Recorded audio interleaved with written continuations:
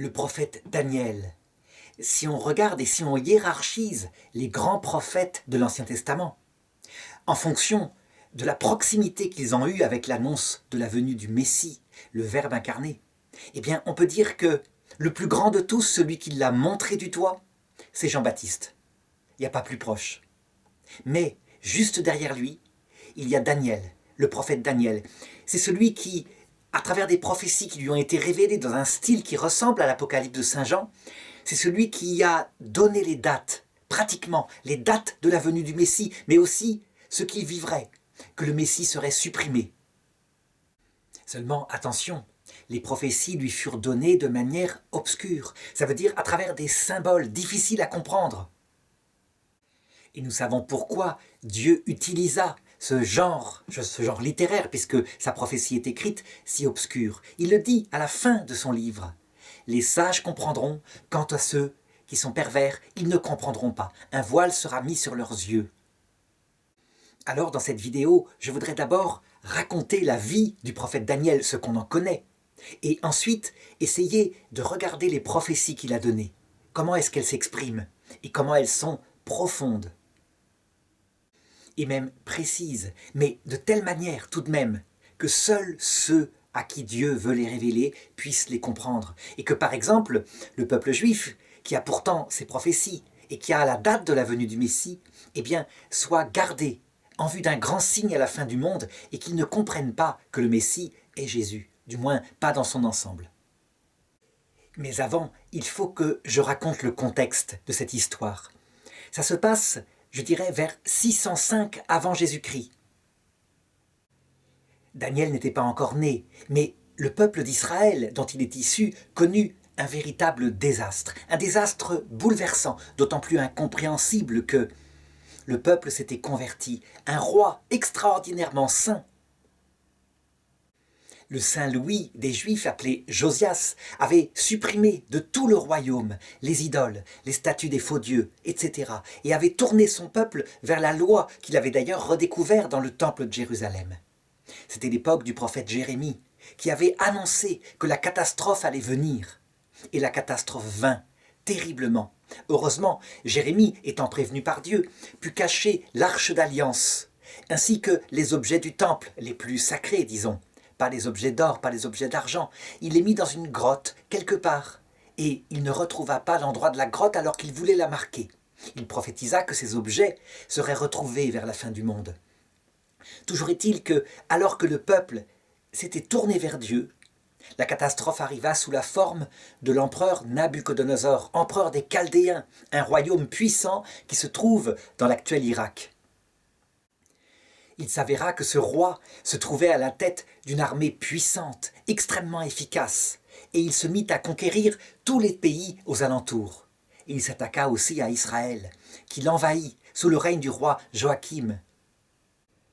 Personne ne pouvait lui résister. Il s'empara des meilleurs nobles du peuple, des familles les plus puissantes, les plus dignes, les plus cultivées. Et il les déporta à Babylone avec la partie des objets du temple qui n'avait pas été cachée par le prophète Jérémie. Et c'est ainsi que les parents de Daniel se retrouvèrent déportés à Babylone, cette ville immense, cette ville païenne. Païenne, mais je dirais dans le sens le plus brut du terme. Nabuchodonosor, si on voulait le comparer à quelqu'un, eh bien, je crois qu'il faudrait, peut-être au XXe siècle, le comparer à Joseph Staline. C'est ce genre d'empereur. Ça veut dire qu'il a un pouvoir absolu, une armée extrêmement puissante. Et il est un esprit faible.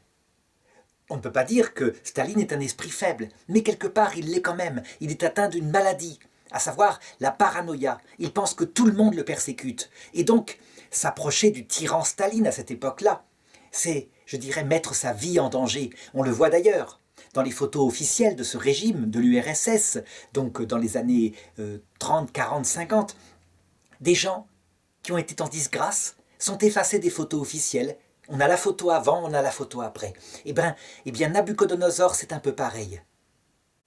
Rien ne lui résiste, son armée est la plus puissante du monde, et ça crée dans son esprit faible de l'hubris, ça veut dire de la démesure. Il se prend quelque part pour un invincible, un Dieu tout-puissant. Et en tout cas, il prend ses dieux, les dieux multiples qu'il adore, comme les chefs de toute l'humanité. Il le dit d'ailleurs à tous les peuples qu'il conquiert. Aucun de vos dieux n'a pu me résister. Il le fait dire d'ailleurs aussi à Jérusalem. Et c'est vrai, de fait, il détruit le temple de Jérusalem. Et c'est ainsi qu'il estime que finalement, il est plus puissant que le Dieu même des Juifs. Mais en même temps, c'est une personne complexe. Ça veut dire que, quelque part, il a de la sagesse. Il permet au peuple qu'il a déporté chez lui de garder une partie de leur tradition. Pas toute, évidemment, mais une partie. Et puis, il s'attache les enfants parmi les familles les plus nobles pour les élever, pour en faire éventuellement des cadres de son empire. Quant à ces dieux, ils sont multiples. Ce sont des dieux dans tous les sens. Il y a même un serpent qui est un dieu. Et, je dirais, toutes sortes d'idoles. C'est dans ce contexte, à Babylone, que le petit Daniel grandit, qu'il se fortifia et il manifesta, son peuple en fut témoin, une très grande intelligence.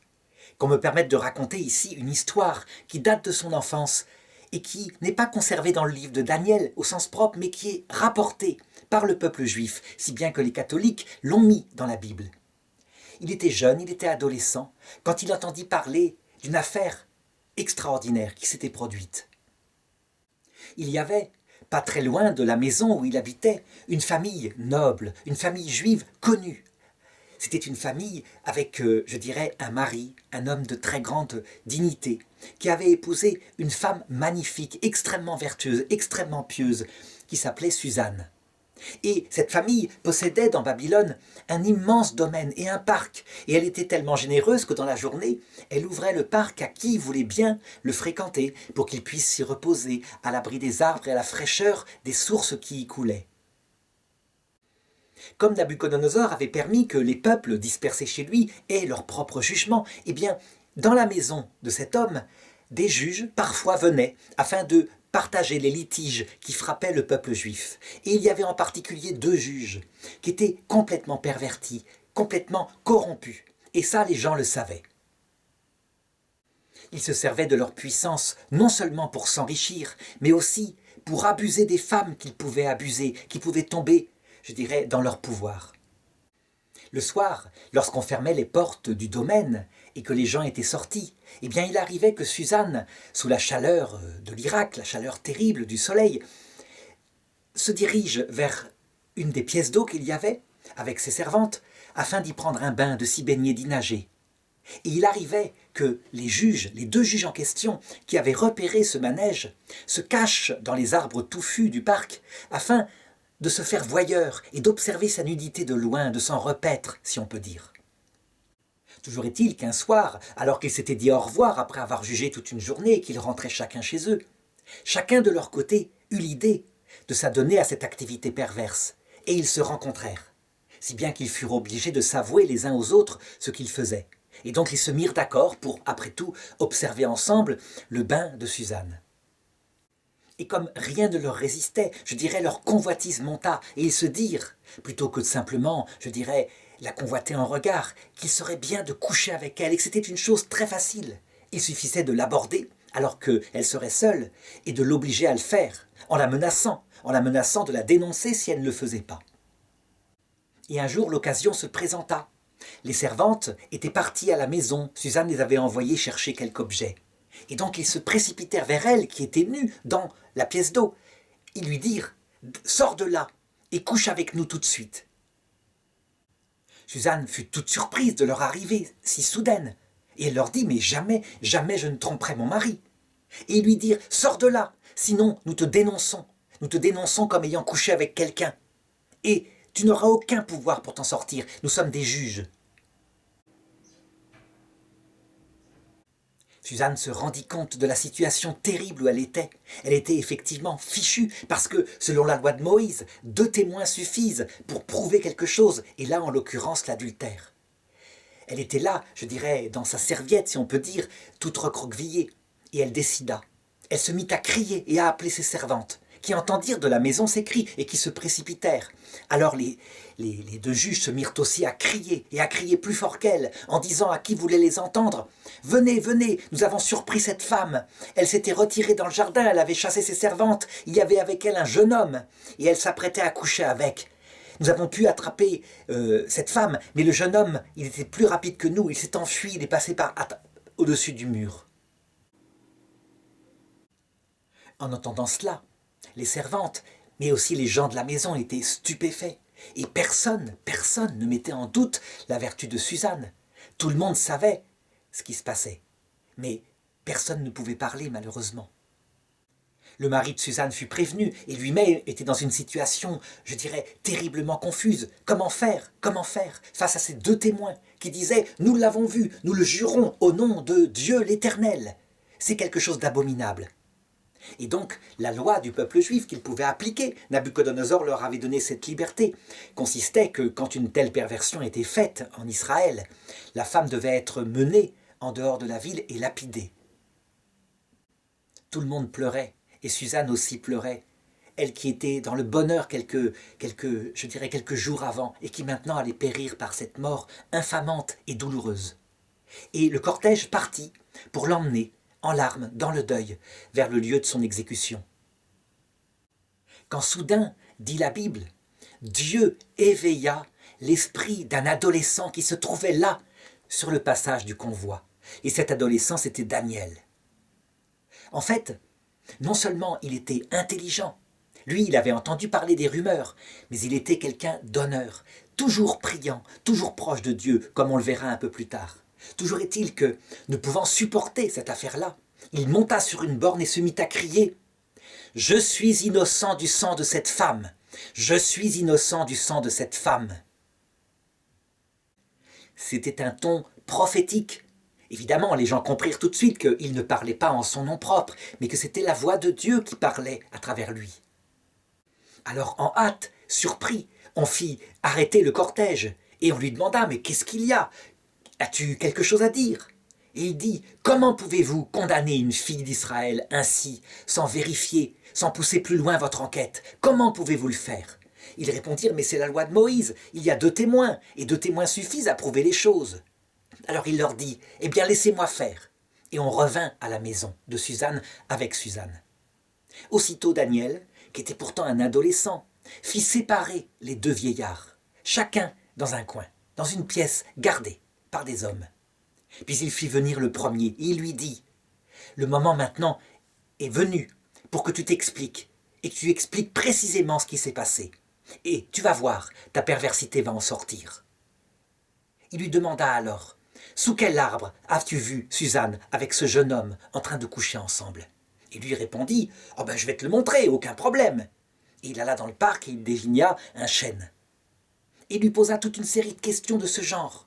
Et chacun était témoin de ses réponses.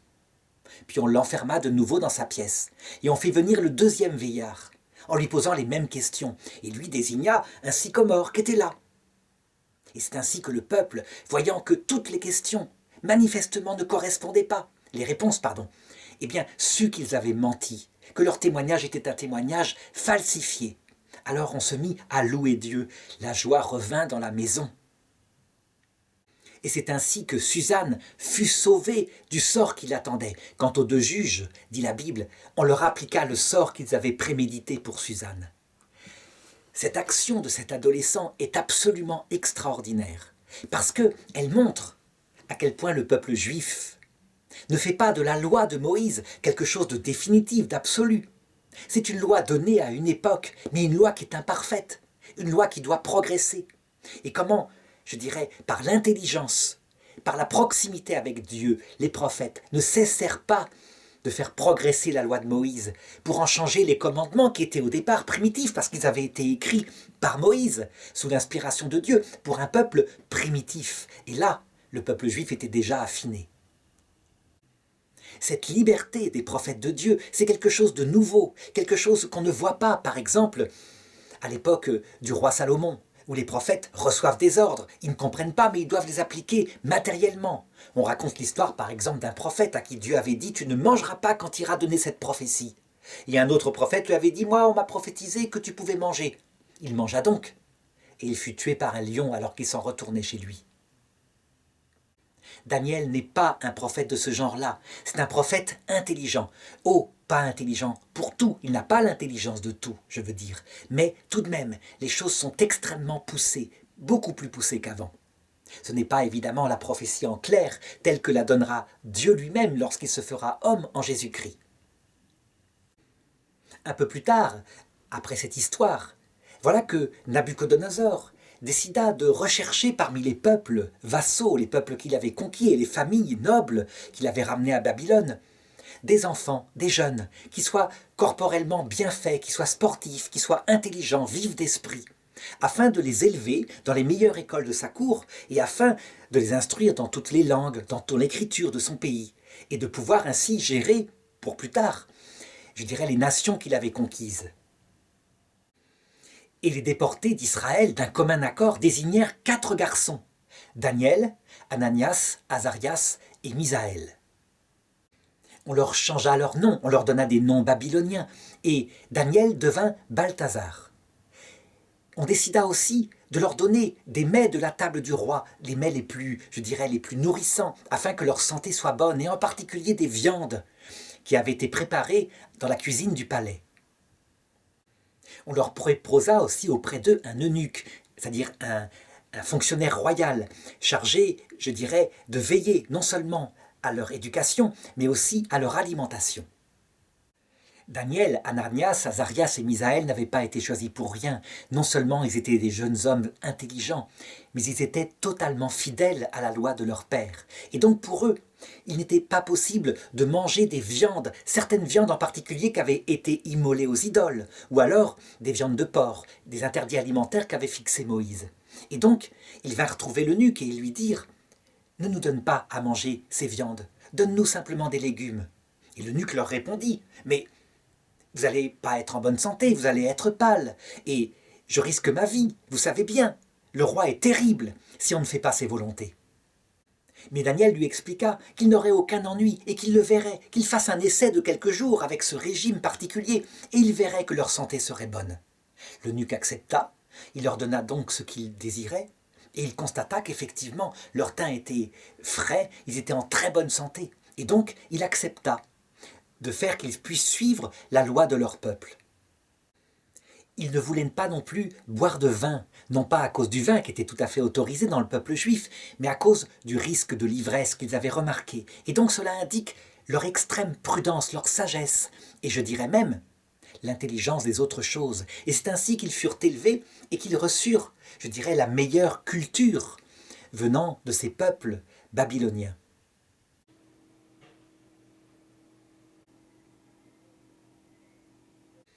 Je voudrais raconter maintenant comment ils furent mis en lumière devant le roi Nabuchodonosor. Évidemment, ils étaient d'une intelligence supérieure et il fallait bien qu'une lampe comme eux ne reste pas sous le boisseau.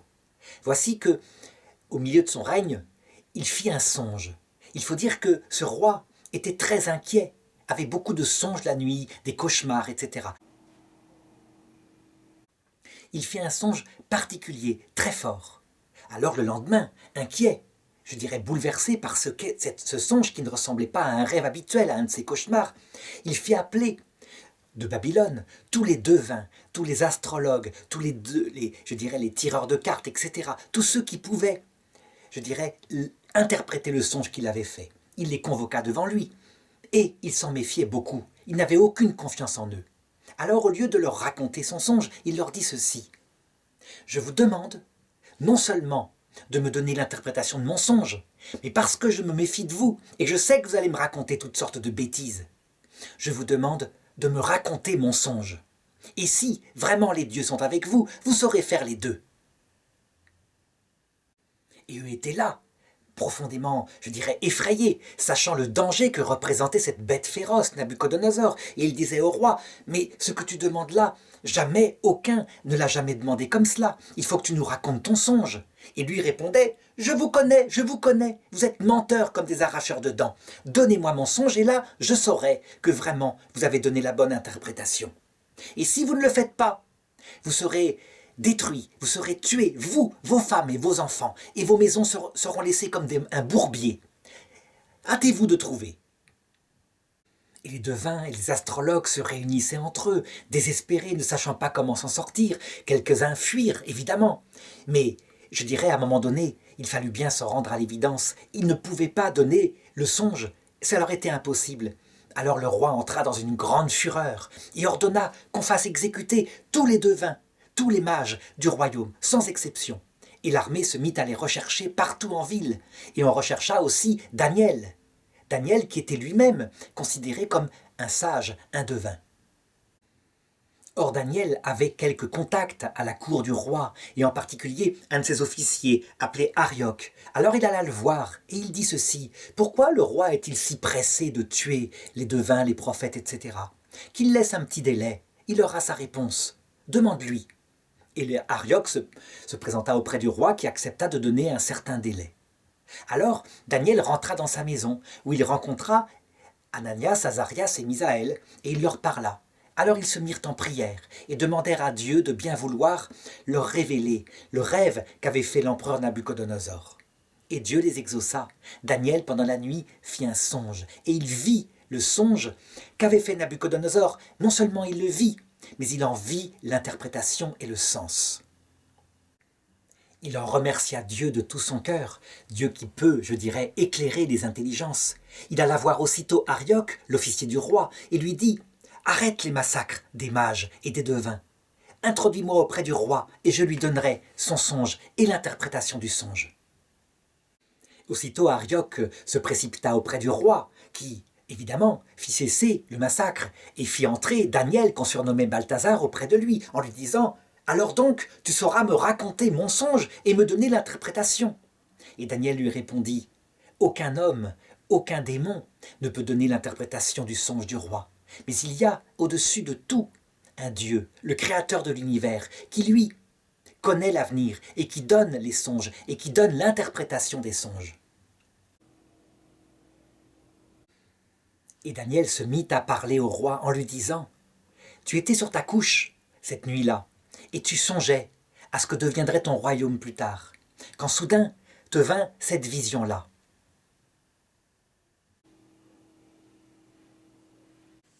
Voici, tu as eu cette vision. Tu as vu une statue, une grande statue. Elle était extrêmement brillante. Elle se dressait devant toi, terrible à voir. Cette statue, sa tête était en or, fin. Sa poitrine et ses bras étaient en argent. Son ventre et ses cuisses étaient en bronze. Ses jambes étaient en fer. Ses pieds étaient en partie en fer et en partie d'argile. Tu regardais quand soudain, une pierre se détacha sans qu'aucune main humaine ne l'ait touchée. Une toute petite pierre qui roula de la montagne et qui vint frapper la statue, ses pieds de fer et d'argile. Et elle les brisa. Alors, tout s'écroula, et la statue s'écroula entièrement. Il ne resta rien, le fer et l'argile et l'or, et tout tomba par terre dans la poussière. Et ensuite, Daniel donna au roi l'interprétation du songe. Il lui dit ceci: « Cette statue, elle raconte l'avenir, ce qui arrivera, de ton vivant et après ta mort, de ton royaume. La tête d'or de la statue, c'est toi, ô roi. Tous les pouvoirs t'ont été donnés sur la terre. Tu as conquis le monde entier. Rien ne te résiste, même les oiseaux du ciel.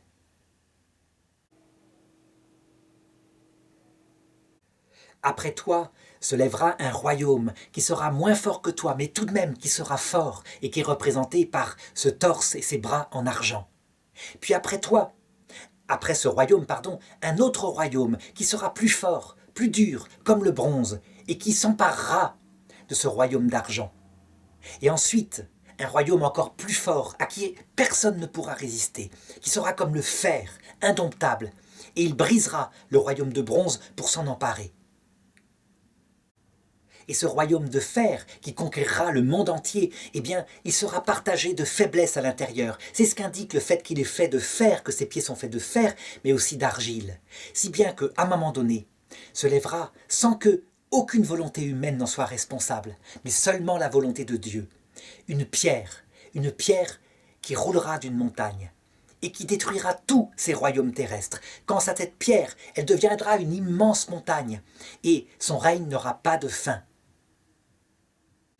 Et Daniel conclut son discours auprès du roi en lui disant: « Le grand Dieu, le Dieu du ciel, a fait connaître au roi ce qui doit arriver. Tel est véritablement le songe et sûre en est l'interprétation. » On peut dire que ce songe de Daniel, là, ce premier songe, qui le fera entrer dans la célébrité auprès du roi, toute sa vie, Il passa son temps à essayer, je dirais, d'en découvrir avec plus de précision les données. Daniel vivra longtemps, il connaîtra la fin du règne de Nabuchodonosor, il connaîtra le règne éphémère de son fils Balthazar, et ensuite Darius Ier, et même Cyrus. Il mourra, je dirais, à l'époque de Cyrus le Grand. Eh bien, il mettra peu à peu des noms sous, en tout cas, le royaume d'argent. Et même, il prophétisera qui sera le royaume de bronze, à savoir la Grèce qui balayera à un moment donné la Perse et les Mèdes. Il aura aussi des visions dans son vieil âge sur la nature de cette pierre roulant de la montagne. Il en donnera même des détails, mais je les donnerai un peu plus loin dans le récit. Nabuchodonosor fut sidéré par la précision de ce que Daniel lui avait raconté. Alors, comme c'était un homme, je dirais, entier, mais aussi, je l'ai dit, fragile, aussitôt il se prosterna à terre devant Daniel et presque il l'adora comme un dieu, en disant partout à ceux qui pouvaient l'entendre qu'il avait donné véritablement son songe et l'interprétation du songe. Il le couvrit d'or, il le couvrit de richesses, il en fit un personnage élevé de son royaume, et il le consultait dès qu'il pouvait le consulter. Mais là, dans cette première ébranlement, tant il avait constaté, lui qui se méfiait tellement des devins, la précision de cette prophétie, eh bien, il proclama partout que le seul Dieu, le Dieu seul, le Dieu qu'il fallait adorer, était le Dieu de Daniel. Et Daniel conseilla le roi. Il lui conseilla d'ailleurs d'établir les 3 compagnons qu'il avait, Ananias, Azarias et Misaël, comme gouverneurs de la région de Babylone, ce que le roi fit aussitôt. Je l'ai dit, Nabuchodonosor n'est pas un être profondément équilibré. Et donc, très vite, le temps passa, et cette merveille qu'il avait constatée, au lieu de le faire réfléchir sur le sens de la vie, de se faire enseigner par Daniel, je dirais, la réalité, la nature de ce Dieu qu'il adore, eh bien, finit par passer à autre chose, à trouver d'autres merveilles. Et à un moment donné, eh bien, il oublia complètement le Dieu unique de Daniel pour faire construire dans Babylone une magnifique statue.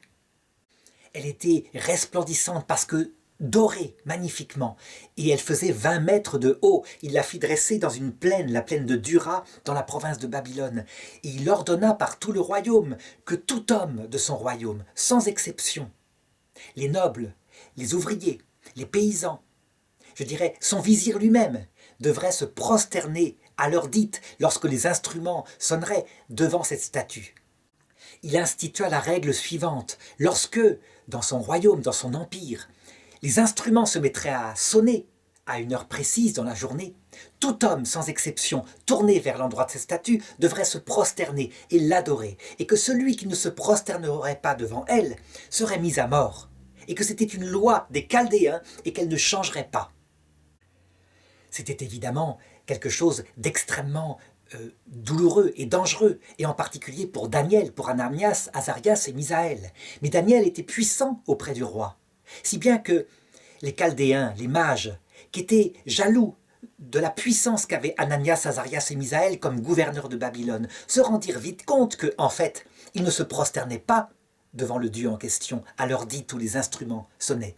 Et donc ils vinrent auprès de l'empereur et ils dénoncèrent ces gouverneurs, sans doute afin de les faire tomber et d'avoir éventuellement leur poste.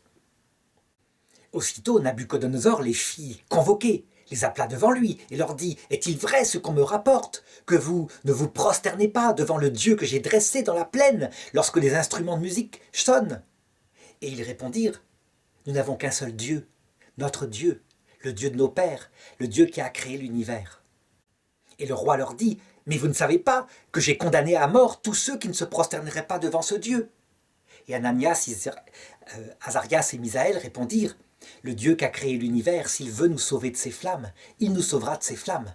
Il le peut, il est le Tout-Puissant. » Alors le roi entra dans une grande colère, et il ordonna à ses gardes de faire préparer une fournaise, afin qu'ils y soient jetés, en se disant: « Ah, si vous survivez à cette fournaise, eh bien on verra ce qu'on verra. » Il ordonna même dans sa colère que la fournaise soit chauffée encore plus que d'habitude. Et ensuite, il vint assister au moment où on les jetait, tout habillés, avec leurs vêtements, je dirais leurs vêtements de nobles, dans la fournaise. Des soldats qui étaient là, qui devaient les pousser dans la fournaise, s'approchèrent trop du feu et furent brûlés gravement. Ils moururent un peu plus tard. Et c'est ainsi que Ananias, Azarias et Misaël, liés avec des cordes, tombèrent dans la fosse en feu, dont le feu montait à plus de 30 mètres de hauteur. Et tout d'un coup, apparut au milieu d'eux un ange, qui souffla une sorte de vent de fraîcheur, et ils ne furent pas brûlés, mais leurs liens tombèrent, et ils se mirent à marcher au milieu de la fournaise, sans être du tout atteints par elle. Ils se mirent alors à prier, en présence de l'ange, et ils montèrent cette prière vers Dieu, en disant « Seigneur, ces épreuves qui nous arrivent, c'est parce que nous avons péché. C'est vrai, nous les méritons. Nous n'avons pas été fidèles à ton alliance, et tous les malheurs qu'avait annoncés Moïse lorsque nous ne serions pas fidèles, eh bien, ils sont tombés sur nous. Mais nous ne pouvons plus offrir de sacrifice devant toi pour nos péchés. Alors reçois le seul sacrifice que nous pouvons t'offrir maintenant. Reçois nos cœurs brisés, nos esprits humiliés. Que ce soit devant toi comme un sacrifice d'agneau gras par milliers. Et tandis que l'ange était là, qui les protégeait de la flamme, eh bien, plein d'actions de grâce pour l'action de Dieu, ils se mirent à le louer dans toute sa création, et chantèrent un psaume. « Béni sois-tu, Seigneur, Dieu de nos pères, béni sois-tu exalté éternellement. Béni sois-tu pour le temple de ta sainte gloire, sois béni éternellement. Béni sois-tu pour ton trône, béni sois-tu pour les animaux, béni sois-tu pour les plantes, béni sois-tu pour nous, Ananias, Azarias et Misaël, que tu nous as protégés, tu nous as comblés de tes grâces. » On peut dire que 1800 ans avant que saint François d'Assise lui-même ne compose un cantique des créatures, eh bien ils composèrent le même, et il se trouve dans la Bible, dans le livre de Daniel, au chapitre 3, verset 83, etc. Toutes les créatures sont passées en revue, y compris les baleines. Cependant, on finit par avertir le roi de ce qui se passait, à savoir qu'ils étaient dans la fournaise et qu'ils n'étaient pas morts, alors que des serviteurs étaient morts brûlés. Le roi se leva en urgence, affolé, et vint pour constater lui-même le prodige, et il vint aussi avec toute sa cour, et ils virent effectivement, il y avait là 4 hommes dans la fournaise, le 4e étant l'ange de Dieu qui les protégeait. Et il était là, tout interdit. Il interrogeait ceux qui étaient autour de lui en disant « N'avons-nous pas jeté ces 3 hommes liés dans la fournaise, et je vois 4 hommes qui marchent au milieu de la fournaise. » Et ses serviteurs répondirent « Oui. » Alors le roi les fit sortir, les appela à lui, et il dit, effrayé, je dirais, de sa propre audace, d'avoir ainsi provoqué le Dieu du ciel. Béni soit le Dieu de Shadrach, Mishach et Abednego, c'est leur nom en chaldéen. Lui qui a envoyé son ange et délivré ses serviteurs. Et eux, qui se confiant en lui, ont désobéi à mon ordre, moi le roi, et ont livré leur corps plutôt que de servir ou d'adorer tout autre Dieu que leur Dieu. Et alors, comme pour se faire pardonner, je dirais ce qu'il avait fait, et sans doute par peur de la vengeance de Dieu, il fit proclamer dans son royaume une loi définitive, comme quoi toute personne qui dirait du mal d'Ananias, d'Azarias et de Misaël serait mise à mort, et sa maison serait transformée en bourbier, que maintenant personne ne pourrait plus les dénoncer auprès de lui. Je voudrais raconter quelques anecdotes qui manifestent la proximité que Daniel avait auprès du roi, mais aussi, je dirais, l'influence que peu à peu il eut auprès de lui, afin, je dirais, de l'équilibrer et de lui faire considérer la vie autrement. Un jour, alors que Daniel était à la table du roi Nabuchodonosor, ils en vinrent à parler, et en particulier d'une idole que le roi adorait tous les jours, qui était située au centre de Babylone. Une idole que le peuple appelait Bel, et qui était manifestement vivante, puisque le roi disait à Daniel, on ne peut pas nier, les gens lui amènent de la nourriture en quantité, des offrandes, on les dépose le soir, et le matin, tout est mangé, il ne reste rien. Donc le Dieu se lève bien la nuit pour manger la nourriture. Donc tu dis que ton Dieu est vivant, mais Bel aussi est vivant. Et Daniel se mit à sourire et lui répondit, « Mais ce Dieu, tu sais, n'est que de bronze à l'extérieur et à l'intérieur de terre.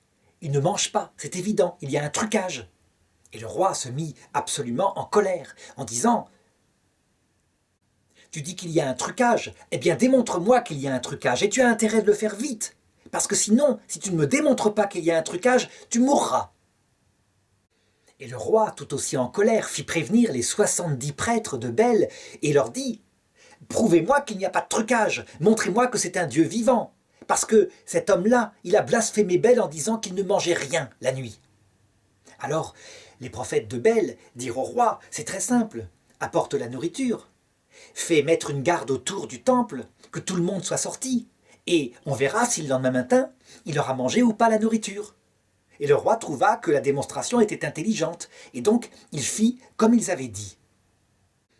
Le roi, qui était resté très méfiant, qui voulait expérimenter les choses, fit donc regarder partout, il fit sortir tous les serviteurs de Bel du temple, il fit mettre la nourriture devant l'idole.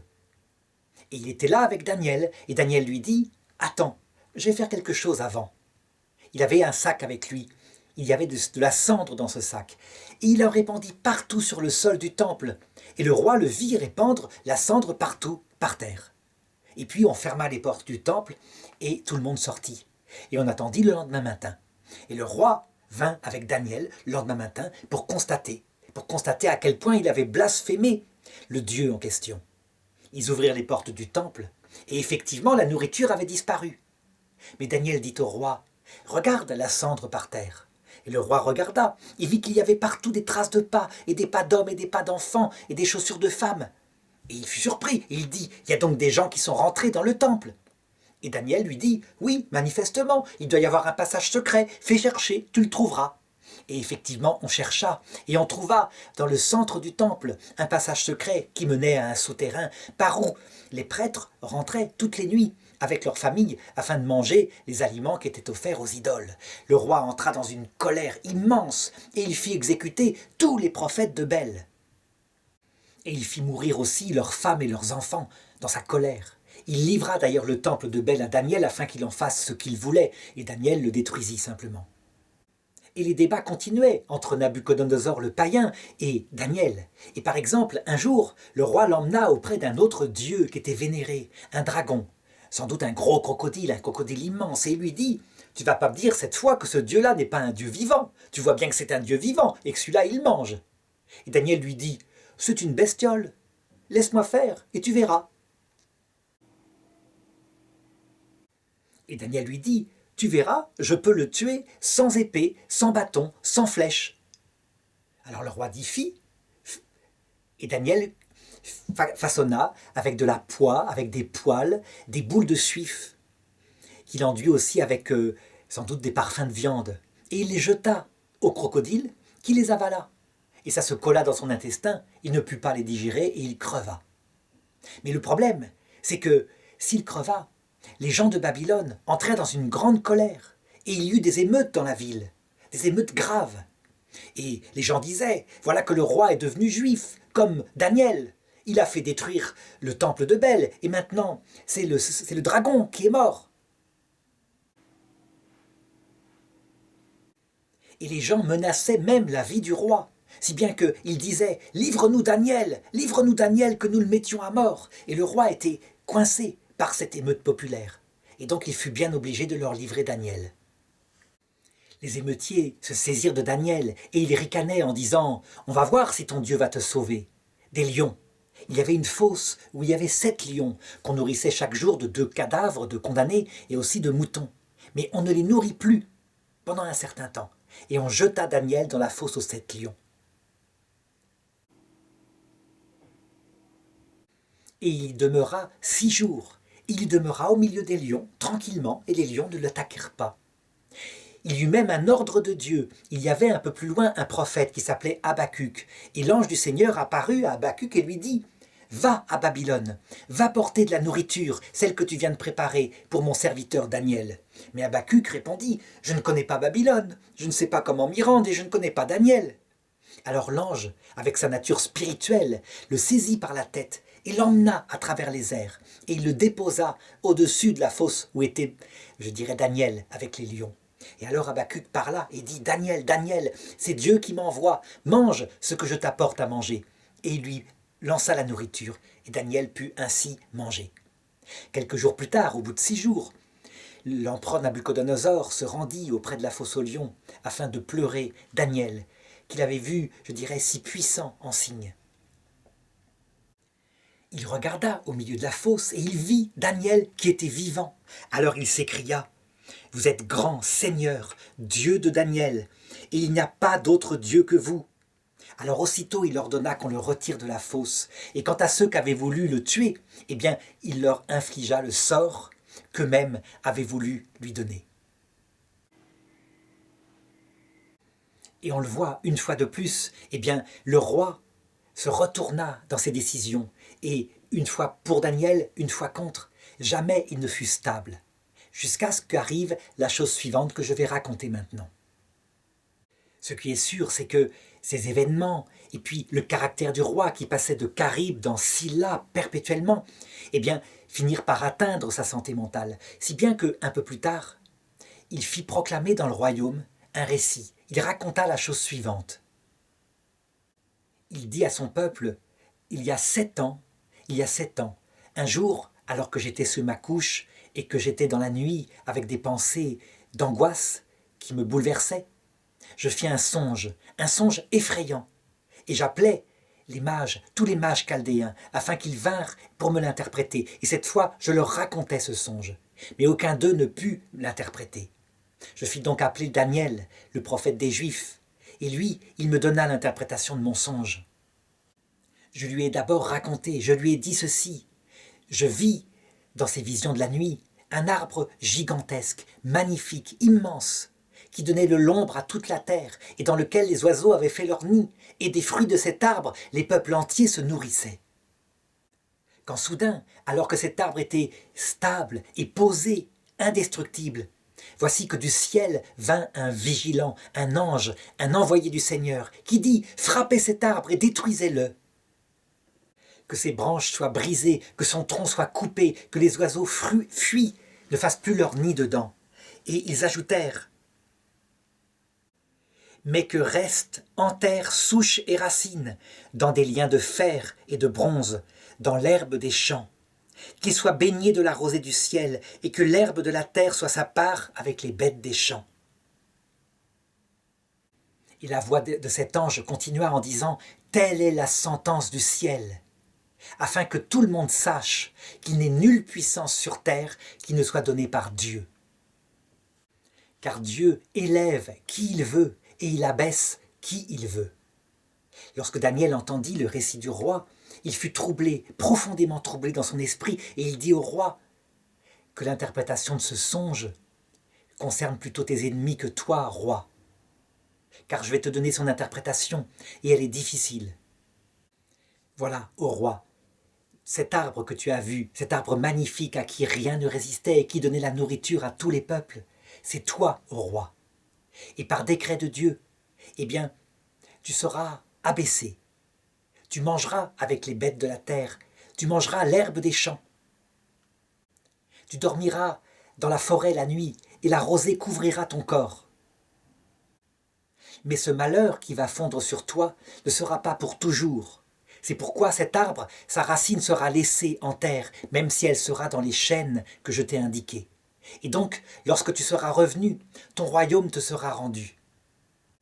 Quant à cette épreuve, elle sera donnée pour te purifier, afin que tu comprennes que tout le pouvoir que tu as te vient de Dieu et que tu n'es qu'un homme mortel. » Et Daniel continua en lui donnant le conseil suivant: « Romps avec tes péchés, romps avec la dureté de ton cœur, deviens miséricordieux avec les pauvres, repens-toi de tes péchés. Alors tu auras une sécurité. » Eh bien, écrit Nabuchodonosor dans la lettre qu'il envoie à son peuple, tout ce qu'avait annoncé Daniel m'arriva 1 an plus tard. J'étais sur ma terrasse et je contemplais Babylone que j'avais construite de ma main, cette cité immense, plus grande que toutes les cités qui avaient été faites jusqu'ici sur la terre. Et je me réjouissais de cette grandeur qui avait été faite par mes mains. Et alors que je pensais à cela, une parole me tomba et j'entendis la voix qui me dit: « Ta royauté t'est enlevée maintenant. » Et aussitôt cela m'arriva, je perdis l'esprit et je me mis à partir dans les champs, dans les bois, à me comporter comme les animaux de la terre. Et je perdis l'esprit pendant 7 ans. Et là, dans mon malheur, je me mis à réfléchir et à me dire: Mais qui suis-je, moi, qui ai reçu tout pouvoir pour décider de la vie et de la mort, à mon bon vouloir, n'importe comment? Et alors que je me faisais ces réflexions dans la profondeur de mon malheur, voilà que l'intelligence me revint. Et donc je me relevai, au bout de tant d'années. Et à ce moment-là, mes gouverneurs, mes nobles, mes ministres me réclamèrent et me rétablirent à ma place sur mon royaume. Et maintenant, si j'envoie cette lettre, c'est afin de proclamer devant vous la gloire de Dieu et que je ne suis qu'un homme. Oui, il me faut louer le Dieu qui a créé l'univers, le Dieu de Daniel, et reconnaître que je m'étais exalté devant lui, dans la puissance qui m'avait été donnée. Et c'est ainsi que, frappé par Dieu et vivant un dur purgatoire, ce tyran terrible qu'était Nabuchodonosor, et dont je disais au départ qu'il était à l'image de Joseph Staline, dont il serait intéressant de regarder aussi ce qui lui arriva dans sa mort, eh bien, ce tyran terrible fut malgré tout sauvé de son orgueil, et il mourut quelque temps plus tard. Et son fils prit la suite dans le royaume. Après la mort de Nabuchodonosor, c'est donc son fils Balthazar qui prit possession du royaume des Chaldéens. Mais il n'avait pas, je dirais, l'intelligence dans le gouvernement de son père. C'était un ivrogne, quelqu'un de débauché. Il organisa pour fêter, je dirais, sa troisième arrivée au royaume, un immense banquet. Et il y réunit 1000 de ses nobles et de ses gouverneurs auprès de lui. Et ils se mirent à boire et à faire, je dirais, des orgies, comme ça se passe dans ces peuples païens décadents à cette époque-là. Et à un moment donné, alors que Balthazar avait vraiment beaucoup bu, il eut une idée qui lui passa par la tête. Il ordonna qu'on aille chercher dans les trésors du palais les vases d'or et d'argent et de bronze qui avaient été pris par son père, Nabuchodonosor, dans le temple de Jérusalem, au temps de la conquête, qu'on les apporte et que chacun puisse y boire le vin dedans. Et c'est ce qu'on fit. Balthazar était certes complètement saoul, mais il fit là quelque chose qui s'appelle un sacrilège. Et alors qu'il était en train de boire, tout d'un coup, il y eut quelque chose qui se passa dans la pièce. Il vit de ses yeux, et ces gens avec lui virent une main qui apparut, une main immense, qui se mit à écrire sur le mur du palais. Méné, Méné, Tékel ou Parsine. Le roi aussitôt dégrisa, il sortit de son ivresse. Ses genoux tremblaient sous lui.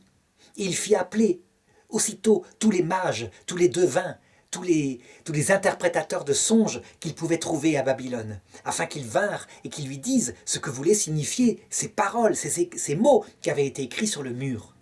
Mais aucun des mages qui étaient là ne sut lire les paroles et ne sut, je dirais même, les déchiffrer. C'était une langue qu'ils ne connaissaient pas. La reine fut avertie de ce qui s'était passé, et elle vint, et elle dit ceci: « Ô roi, ne t'afflige pas ainsi que personne ne puisse interpréter tes songes. Il y a, je dirais, un prophète particulier que ton père a eu beaucoup en honneur. Il s'appelle Daniel, il est de la maison de Juda.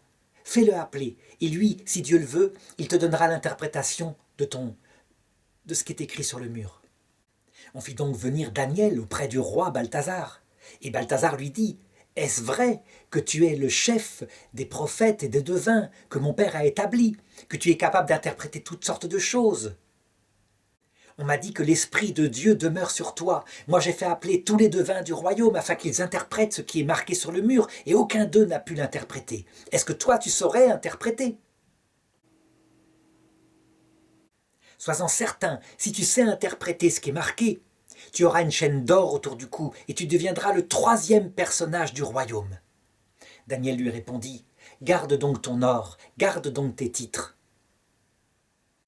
Ô roi, souviens-toi de ce qui est arrivé à ton père, Nabuchodonosor, comment Dieu l'a élevé au-dessus de toutes les nations, lui a donné tous les royaumes du monde, lui a donné gloire et honneur. Et à un moment donné, lorsqu'il s'est exalté dans son cœur, eh bien Dieu l'a frappé. Et alors il s'est humilié devant Dieu. Et puis, lorsqu'il est mort, le royaume t'est revenu à toi, Balthazar. Mais toi, loin de t'humilier devant Dieu, comme le fit ton père, tu t'es exalté dans son cœur. Tu t'es exalté contre le Seigneur du ciel avec ce soir ce qui s'est passé, le couronnement de tous tes actes, comment tu as fait boire tes concubines et tes eunuques dans les vases du temple de Jérusalem. Alors voilà ce qui est marqué sur le mur. Méné, Méné. Ce mot répété 2 fois indique que c'est une décision de Dieu. Ton royaume a été mesuré et il a été livré. Tekel, ton cœur a été pesé dans la balance et il a été trouvé trop léger. Parsin, ça veut dire divisé. Ton royaume a été divisé en 2 et a été donné aux Mèdes et aux Perses. Balthazar, éperdu devant cette interprétation, ne sachant que faire, fit aussitôt vêtir Daniel de vêtements magnifiques, lui mit autour du cou une chaîne d'or. Le soir même, Darius le Perse, qui était en train de s'approcher du royaume, le fit assassiner, et il prit possession du royaume des Chaldéens. Il avait 62 ans lorsqu'il prit le pouvoir. Et c'est ainsi que de son vivant, Daniel put constater le deuxième royaume qu'il avait vu dans la statue, ce royaume d'argent, avec le torse et les bras d'argent. Un royaume moins fort peut-être, mais je dirais, il le vit de son vivant. Darius entendit parler de la réputation de Daniel, et il l'établit, il voulait même l'établir comme gouverneur suprême de son royaume, comme vizir on pourrait dire. Si bien que il s'attira la jalousie de tous ceux qui auraient voulu avoir ce poste. Et ces gens-là se demandaient sans cesse comment ils pourraient faire pour nuire à Daniel et éventuellement le faire tomber. Et c'est alors que l'un d'eux eut une idée fort habile. Connaissant les lois des Mèdes, s'il s'agit d'un décret, un décret qui est publié de la main du roi. Ce décret, personne ne peut l'annuler, pas même le roi.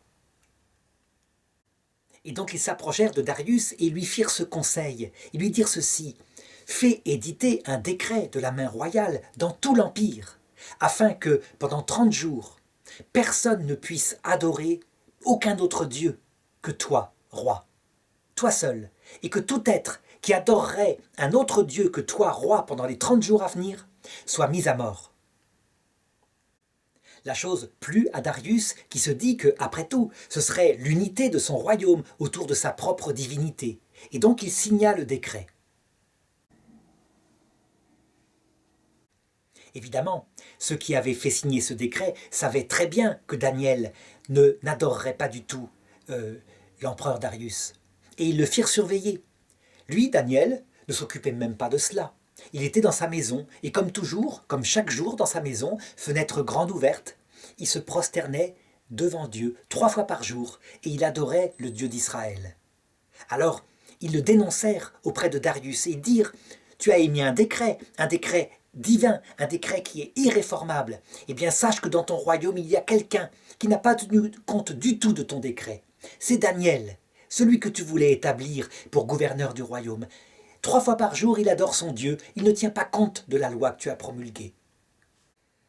Darius, entendant cela, fut très contrarié, mais il ne pouvait pas contrevenir à la loi qu'il avait portée lui-même, qui était plus grande que lui-même, pourrait-on dire. Et donc il cherchait toute la journée comment il pourrait faire pour contourner cet avis qui avait piégé Daniel qu'il admirait tant.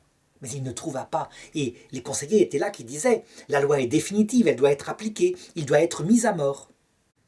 Et le roi ne trouva pas, si bien qu'il fit venir Daniel et lui dit ceci: je suis désolé, je ne pourrai pas te sauver, mais ton Dieu, le Dieu que tu adores, te sauvera de la mort. Et c'est ainsi que Daniel, pour la 2e fois, fut jeté dans la fosse aux lions. Et on fit poser sur le couvercle de la fosse une énorme pierre, afin que personne ne puisse l'en sortir. Quant au roi Darius, eh bien, il était malade de cette histoire-là. Il ne se fit pas apporter ce jour-là une concubine, comme à l'habitude, et il ne mangea pas. Il passa même la nuit en prière. Et le lendemain, lorsque le soleil se leva, eh bien, il vint auprès de la fosse aux lions, et il s'en approcha tout tremblant, et il appela: Daniel, Daniel, est-ce que ton Dieu t'a sauvé? Et Daniel lui répondit: Ô roi, vis à jamais! Mon Dieu a envoyé son ange, il a fermé la gueule des lions, et ils ne m'ont fait aucun mal, parce que j'ai été trouvé innocent devant lui. Et devant toi aussi, ô roi, je suis sans faute.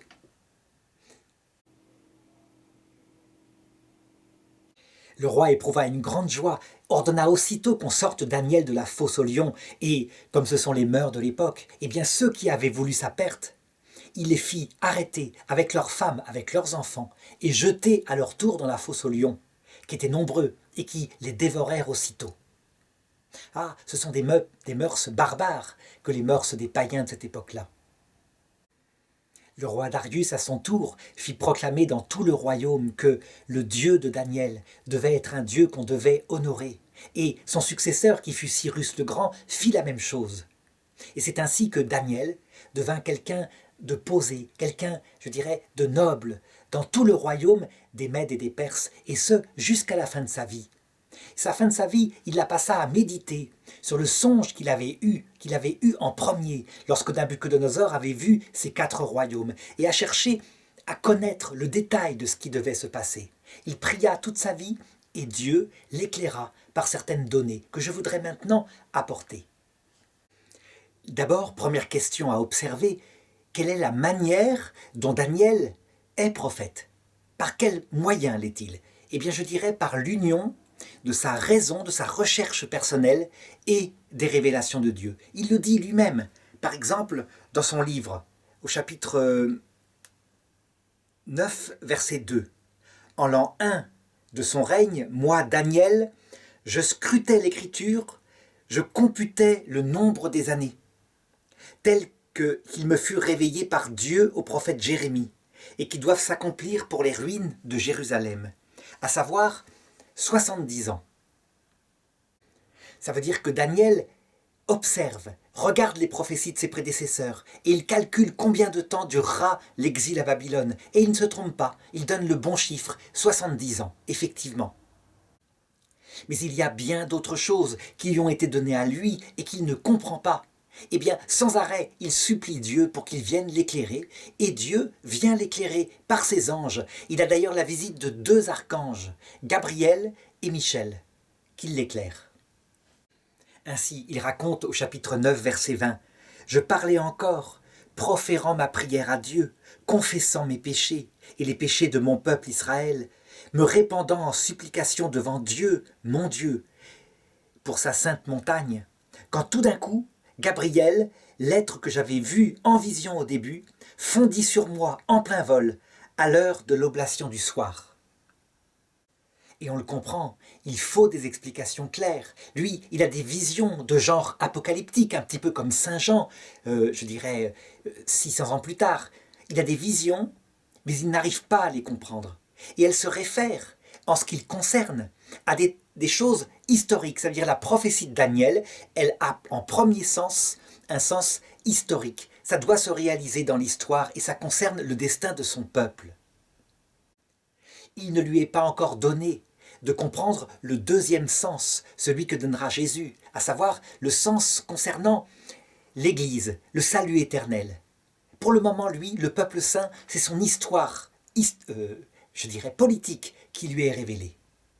Ainsi donc, on voit chez lui ce qui se verra dans l'Église ensuite profondément. L'alliance entre la raison, la recherche personnelle et d'autre part la foi. C'est un petit peu cette alliance que Dieu veut entre des hommes intelligents et d'autre part, lui qui se révèle et qui donne les secrets. Ainsi, tout au long de sa vie, et je dirais même après la mort de Nabuchodonosor, par exemple en l'an 1 de son fils Balthazar, eh bien, des visions analogues à celles qu'il a eues lorsqu'il a fallu interpréter le rêve de Nabuchodonosor lui sont données, et elles sont plus précises, mais elles ne sont pas encore très précises. Par exemple, en Daniel chapitre 7, verset 1, la vision des 4 bêtes, des 4 bêtes monstrueuses qui se succéderont. La première, dit-il, est un lion avec des ailes d'aigle. La seconde est un ours. La troisième, un léopard. Et la quatrième, elle est plus forte que les autres. Elle est unique, elle est différente, elle est puissante. Elle réussit à vaincre le peuple saint lui-même. Qu'est-ce que ça peut être que ces 4 bêtes? Il ne comprend pas. Alors, l'ange vient lui expliquer. Et il le dit en 7, verset 16. « Je m'approchais de l'un de ceux qui se tenaient là, donc un des anges, et je lui demandais de me dire la vérité concernant tout cela. Et il me répondit et me fit connaître l'interprétation de ces choses. Il me dit, ces bêtes énormes, au nombre de 4, sont 4 royaumes qui se lèveront sur la terre. » Et nous qui regardons cette prophétie des milliers d'années plus tard, nous pouvons comprendre effectivement ce qui s'est réalisé. Mais lui, Daniel, plus c'est loin, moins il voit. Je dirais par exemple que le texte dit que 4 royaumes viendront, et puis ensuite viendra un Messie qui sera mis à mort. Mais il n'a qu'une phrase ou deux, le texte est très flou, il y a 3 points de suspension pour exprimer ce que c'est que ce Messie. Voilà le texte. Au chapitre 9, 25, prends-en connaissance, Daniel, prends-en intelligence, depuis l'instant où est sortie cette parole, qu'on revienne et qu'on rebâtisse Jérusalem jusqu'à un prince Messie, place et rempart, mais dans l'angoisse des temps. Et après 62 semaines, ce Messie sera supprimé. Il n'y aura pas pour lui, 3 points de suspension, de place sans doute. Alors on pourrait se demander, mais pourquoi Dieu révèle-t-il si obscurément ce qui doit arriver à son prophète Daniel? Pourquoi ne lui dit-il pas tout en clair? Eh bien, tout simplement parce que les choses se font peu à peu dans l'humanité. C'est la manière dont Dieu gère l'humain, alors que les anges, eux, ils voient tout d'un coup, puisqu'ils sont des intelligences pures. Pour nous, c'est le domaine de la croissance. Et je dirais que ça se termine, cette croissance, par la vision béatifique. Ça veut dire que même l'Église catholique, qui a reçu peut-être plus en compréhension, ne connaît pas le terme. Le terme, elle le verra face à face dans l'autre monde. Et donc Daniel, qui doit révéler à l'homme ce devenir, cette patience de Dieu, eh bien, plus c'est près dans le temps, mieux il voit. Par exemple, pour ce qui est du lion avec la tête d'aigle, eh bien, c'est de son vivant, c'est l'empire des Mèdes, c'est, je dirais, Nabuchodonosor. Et donc, il voit ce que c'est que cet empire, ce paganisme, je dirais, avec des animaux. Ensuite, de son vivant, il assiste à la chute des rois chaldéens, et il voit arriver la Perse. Eh bien, cet empire, ce deuxième empire, c'est Perse, il la représente comme un ours, parce qu'en fait, c'est tout de même un royaume de ce monde. C'est pas mieux. Le prince de ce monde, ça veut dire le démon, préside à cet empire monstrueux qui écrase l'humain. La bête suivante, c'est un léopard, et il lui faudra du temps, beaucoup de temps, et c'est vers la fin de sa vie que les anges lui révéleront que c'est Yavan. Yavan, ça veut dire la graisse. En fait, il lui est révélé à travers le symbole d'un animal qui a une corne puissante. Donc cette corne, c'est un roi, c'est Alexandre le Grand, qui, je dirais, tel un bouc, envoie balader le bélier qui est la Perse. C'est quand Alexandre le Grand a conquis la Perse, on le sait, par ses armées, par les phalanges grecques. Et ensuite, il meurt. Et ce ne sont pas des descendants à lui qui prennent le pouvoir, mais 4 cornes, ça veut dire 4 rois, effectivement, qui se sont partagés le royaume de la Grèce et qui ont régné dessus. Seulement, dans la première vision qu'il a ici, il l'a décrit comme un léopard. C'est-à-dire cette Grèce à venir, c'est un léopard. Pourquoi? Parce qu'on en a la description, on sait très bien comment ça s'est passé, par exemple par l'historien Flavius Joseph, mais aussi dans le livre des Maccabées. Ce n'était que ruse, je dirais tactique, hypocrite, pour arriver à garder le pouvoir, à le prendre sur des autres. C'était des assassinats, des empoisonnements. On le sait, comment les rois grecs, par exemple, afin de faire disparaître les résistants maccabées, les attiraient parfois dans des pièges en faisant mine de faire la paix avec eux, et c'était pour mieux les assassiner. Ces mœurs des Grecs ont duré très longtemps, et je dis, c'est sans arrêt, quand on lit l'histoire de cet empire grec dans Flavius Joseph, c'est sans arrêt magouille et corruption et assassinat, etc. Ensuite, au verset 7-7, eh bien, il voit arriver une 4e bête. C'est la fameuse bête de fer de la vision de la statue qu'avait eu Nabuchodonosor. C'est une 4e bête terrible, effrayante, extrêmement forte, que personne ne peut vaincre, mais elle est différente des autres bêtes, parce que elle a une langue, elle profère des paroles inouïes, contre Dieu d'ailleurs. En fait, c'est Rome, probablement, c'est l'Empire romain qui arrivera plus tard et qui a hérité de l'intelligence grecque, de la force militaire aussi, de l'organisation. Et je dirais, cet Empire romain, non seulement il détruira le temple de Jérusalem, il installera la domination de la désolation dans le temple saint, ça veut dire qu'il fera, à l'époque de Titus, du temple de Jérusalem un temple aux Zeus olympiens. Mais en plus, il persécutera le début de l'Église, il fera énormément de martyrs avant d'être vaincu, effectivement, sans qu'il y ait une volonté d'homme. C'est quelque chose d'absolument étonnant, par une toute petite pierre, comme l'avait dit le songe à Nabuchodonosor, une toute petite pierre qui, frappant la fragilité de Rome, Ça veut dire son aspect de fer, mais aussi son aspect légal, son aspect humain, le fera s'écrouler complètement. Le paganisme s'écroulera et cet empire, en 300 ans, deviendra un empire chrétien. Ça veut dire que le roi des rois, celui dont le règne n'aura jamais de fin, qui est le Christ, c'est quelque chose de tout petit, d'absolument imprévisible dans l'histoire, puisqu'il a vaincu un empire païen et il s'en est emparé. Il ne l'a pas fait par la guerre, par les armes, il l'a fait par le martyre des adeptes du Christ, par leur fidélité à la foi, ce qui fait que les gens, petit à petit, sont entrés dans l'union au Christ. Et Daniel, qui voit ça de très loin, le décrit de cette façon-là. Alors je regardais, à cause du bruit des grandes choses que disait la corne de cette bête en fer, cette bête monstrueuse qui est sans doute l'Empire romain, tandis que je regardais, cette bête fut tuée, son corps fut détruit et livré à la flamme du feu. Évidemment, pour comprendre qu'il s'agit de la conversion de l'Empire romain au dernier empire qui n'aura jamais de fin, à savoir le Christ, eh bien il faut se lever tôt. Daniel ne pouvait pas comprendre. Et pourtant, il le voit arriver, il le dit, juste au verset suivant, verset 13, chapitre 16, « Je contemplais dans les visions de la nuit, et voici, venant sur les nuées du ciel, comme un fils d'homme. Il s'avança jusqu'à l'Ancien, donc Dieu le Père, et fut conduit en sa présence. À lui, ce fils d'homme, fut conféré empire, honneur, royaume, et tout peuple, toute nation le servirent. Son empire est un empire éternel qui ne passera pas, et son royaume ne sera pas détruit. » Je voudrais ajouter une chose ici, une petite remarque par rapport à ces 4 rois.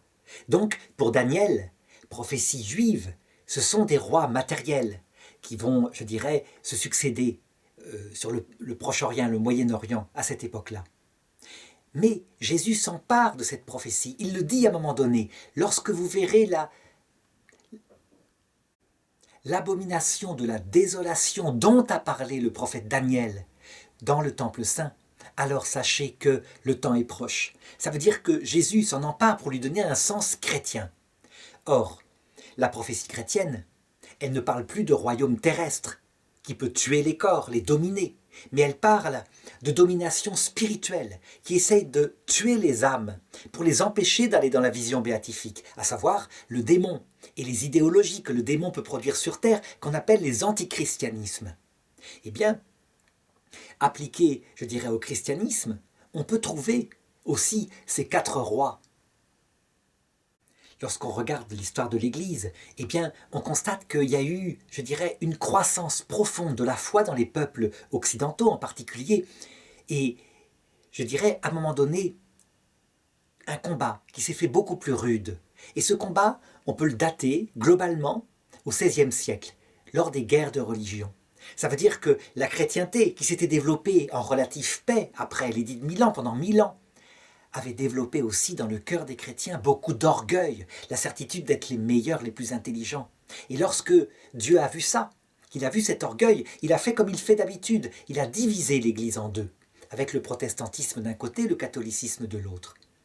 Et l'orgueil a produit ce qu'il produit d'habitude, la guerre, les guerres religieuses, qui ont traumatisé durablement, eh bien, cette première lutte interne, ce premier antichrist qui est dû au démon. On peut effectivement le comparer à un lion avec des têtes d'aigle, des ailes d'aigle plutôt. Ça veut dire qu'en fait, au nom de quelque chose qui est spirituel, qui est la contemplation, au nom de la religion, on s'entretue comme des lions. Ensuite, à partir de là, l'Église ayant été déshonorée, aussi bien chez les protestants que chez les catholiques, on a vu apparaître un autre combat, à savoir l'idée qu'on pouvait se passer quelque part de la révélation et de Dieu, qu'on pouvait même construire le monde ici-bas sans Dieu. Des idéologies sont apparues. C'est une lutte spirituelle énorme quand on pense par exemple au capitalisme pur à partir de 1830, au communisme qui lui a réagi, au culte de la patrie exalté comme une idole au point de se détruire dans les 2 guerres mondiales. Eh bien, cette deuxième bête qui sont les idéologies athées, où on exalte une partie de l'homme quitte à tuer tout le reste qui ne nous convient pas, peut être comparée effectivement à un ours dominateur qui écrase tout sur son passage. La troisième bête qui est apparue en Occident, quand ces ours se sont écroulés un pas après l'autre avec des centaines de millions de morts pour le communisme, 50 millions de morts pour le nazisme, eh bien, apparaît quelque chose de beaucoup plus rusé, beaucoup plus hypocrite, mais qui détourne efficacement de Dieu. C'est la bête qui actuellement règne sur l'Occident. C'est l'humanisme sans Dieu.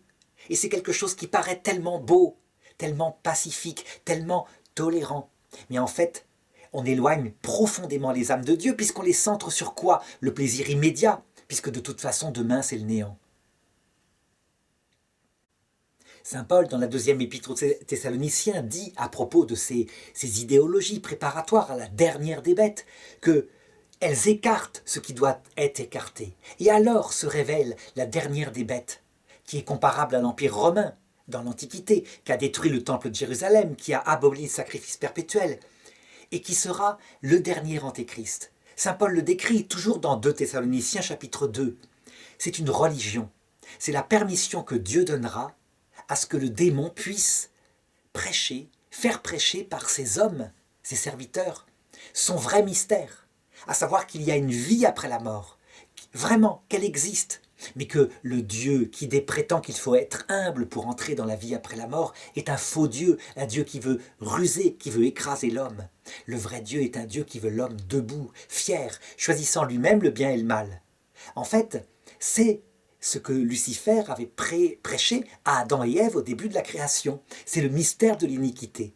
Et effectivement, cette bête est différente des autres, de même que l'Empire romain était différent des autres. C'est un empire de fer, très intelligent, grandiose au niveau humain, mais adonné au mal, écrasant tout sur son passage. Eh bien, cette dernière bête viendra. Nous le savons. Pourquoi? Parce que nos prophéties chrétiennes le disent. Mais pour arriver à faire le rapport avec ce texte, avec cette révélation qui fut donnée à Daniel, eh bien, c'est difficile. Et lui, Daniel, n'avait pas encore la possibilité de comprendre. Par contre, ce que nous dit Jésus, c'est qu'il faut regarder comment s'est réalisée cette prophétie de Daniel, donc à travers l'histoire matérielle, comme je le disais, si on veut comprendre ce que vivra l'Église à la fin du monde. De la même façon que Israël, le peuple saint, fut ravagé par l'Empire romain et son temple détruit, et il ne resta rien, et on établit à la place du temple l'idole. Et bien de la même façon, l'Église du Christ sera détruite à la fin du monde. C'est ce que dit le catéchisme de l'Église catholique au numéro 675, détruite dans un échec terrestre, mais qui ressemble à l'échec du Christ. En fait, dans la réalité, c'est la victoire finale. Et ça, c'est déjà un peu révélé à Daniel, à savoir ceci. Quand il décrit la venue de la dernière bête, celle qui détruira, je dirais, son peuple, le peuple d'Israël, il dit « Ce roi agira selon son bon plaisir. Il s'enorgueillira, il s'exaltera au-dessus de tous les dieux. Il se fera Dieu et Dieu des dieux. Il dira des choses inouïes et il prospérera jusqu'à ce que soit comble la colère, car ce qui est déterminé s'accomplira. Alors ce roi viendra dans le pays des splendeurs, donc Israël, et il en tombera un grand nombre, mais ceux-ci échapperont de ses mains, Édom et Moab et les restes des fils d'Amon. » Et quand Daniel lui demande « Mais combien de temps cela durera-t-il » Eh bien, l'ange lui répond « Pour un temps, des temps, un demi-temps. » Ça veut dire 3 ans et demi. 3 ans et demi, on peut se dire « Mais comment Daniel pouvait-il comprendre ?» Il ne pouvait pas comprendre. Mais nous pouvons comprendre. C'est la durée de la prédication du Christ. Ça veut dire que le dernier antéchrist reçoit symboliquement la possibilité de prêcher l'enfer en perfection, le temps qu'il lui faut, afin que vraiment ce soit manifesté aux hommes la réalité de ce que c'est que l'enfer. Et nous savons le but de tout cela. Le but de tout cela, c'est que Dieu veut que si on choisit la vie éternelle, on le fasse librement. Et pour cela, il faut connaître le choix alternatif, celui que le démon propose ou même veut imposer. Et donc, Daniel dit « Toutes ces choses, toutes ces épreuves s'achèveront quand sera achevé l'écrasement de la force du peuple saint. » Ça veut dire qu'en fait, il approche de la raison de tout cela. Pourquoi Dieu permet-il tout cela? Pour que le peuple saint, donc Israël, ou alors, en ce qui concerne le christianisme, l'Église, devienne tout humble, un cœur brisé, un esprit humilié, toujours ce mystère qui explique toute chose en théologie catholique. Personne ne peut voir Dieu sans mourir à soi-même. Et donc ces épreuves, appliquées aux hommes, appliquées à l'Église, appliquées à Israël, façonnent le cœur de l'homme. C'est ce que Dieu veut. L'homme en sort peut-être brisé par l'épreuve, mais prêt à voir Dieu face à face parce que son cœur est humble. Et l'ange le précise à Daniel, chapitre 12, verset 10. « Beaucoup d'hommes seront purifiés, blanchis, lavés. » Purifiés en fait de l'orgueil. Les méchants feront le mal. Les méchants ne comprendront pas ce qui arrive. Je dirais même que, comme à la croix de Jésus, ils se moqueront en disant « Voyez bien que l'Église catholique ou alors qu'Israël ne venait pas de Dieu. » Mais les savants comprendront, les contemplatifs, ceux qui savent que la vraie victoire de Dieu, du Fils d'homme qui vient à la fin, elle n'est pas par des armes de fer, elle est plus puissante que tout, elle est par l'humilité et l'amour. Vers la fin de sa vie, le prophète Daniel recevra de plus en plus de détails sur ces événements, et je dirais même, il recevra des dates. C'est ça qui est important. Ça veut dire que, manifestement, il a reçu le décompte des années pour ces événements jusqu'à la venue du Messie. Et c'est l'archange Gabriel qui l'en informe. Chapitre 9, verset 22. Il lui dit « Me voici, je suis sorti pour venir t'instruire et te donner l'intelligence de tout cela. Dès le début où ta supplication a été émise, je suis venu te l'annoncer. Tu es l'homme de prédilection. Comprends la parole, comprends la vision. » Sont assignées 70 semaines, des semaines d'années, ça veut dire 490 ans, pour ton peuple et ta ville sainte, pour mettre un terme à la transgression, pour apposer les scellés au péché, pour expier l'iniquité, pour introduire l'éternelle justice, pour sceller vision et prophétie, pour oindre le Saint des Saints. Prends-en connaissance et intelligence. Depuis l'instant qu'est sortie cette parole, qu'on revienne, qu'on rebaptise Jérusalem jusqu'à un prince Messie. 7 semaines et 62 semaines. Ça veut dire 474 ans. Et lorsqu'on fait le décompte de tout cela, de tous ces chiffres qui sont effectivement bizarres à comprendre, on s'aperçoit qu'effectivement, ça correspond au moment de la naissance de Jésus. Et je dirais sans doute que c'est cette prophétie qui a influencé l'époque en question de Jésus, où on voit que manifestement, chez les Juifs, il y avait comme un étourdissement. Tout le monde se disait que le Messie allait arriver, d'où la venue sans arrêt de Messie que les Romains devaient sans arrêt tuer. Encore une fois, et pour conclure, on pourrait se demander pourquoi est-ce qu'il ne donne pas simplement les choses en années? Pourquoi des semaines d'années? Pourquoi est-ce qu'il ne donne pas la date où est proférée cette prophétie pour vérifier? Eh bien, je dirais tout simplement parce que Dieu n'a pas vraiment envie que tout soit démontrable en cette vie. Et que plutôt, on pourrait le dire, il aura sa victoire lors de la fin des fins. Les hommes rient, les hommes croient que tout cela est faux, mais dans quelques instants, à l'heure de la mort de chacun qui vient très vite, dans les 50 ans, je dirais, par exemple, je parle maintenant, dans les 50 ans qui viennent, pratiquement tous ceux qui écoutent cette vidéo seront face à la vérité. Eh bien, c'est à ce moment-là que les choses sont révélées. Parce que ce qui compte pour Dieu, c'est en fait la victoire finale. Et quant aux anges, eux, Gabriel, Michel, les anges puissants, eh bien, ils sont là, ils veillent sur le destin humain, afin de faire grandir quelqu'un qui est petit, pour casser l'orgueil de quelqu'un qui est grand. Et réciproquement, pendant un temps, le but étant que personne, si possible, ne sorte de cette vie avec un cœur orgueilleux, un cœur suffisant. Cette terre, manifestement, est une première étape du purgatoire. Les anges sont là, ils travaillent avec Dieu, mais il ne nous est pas donné pour le moment, sauf, comme à Daniel ou à d'autres prophètes, de les voir à l'action. Leur action sera révélée au terme.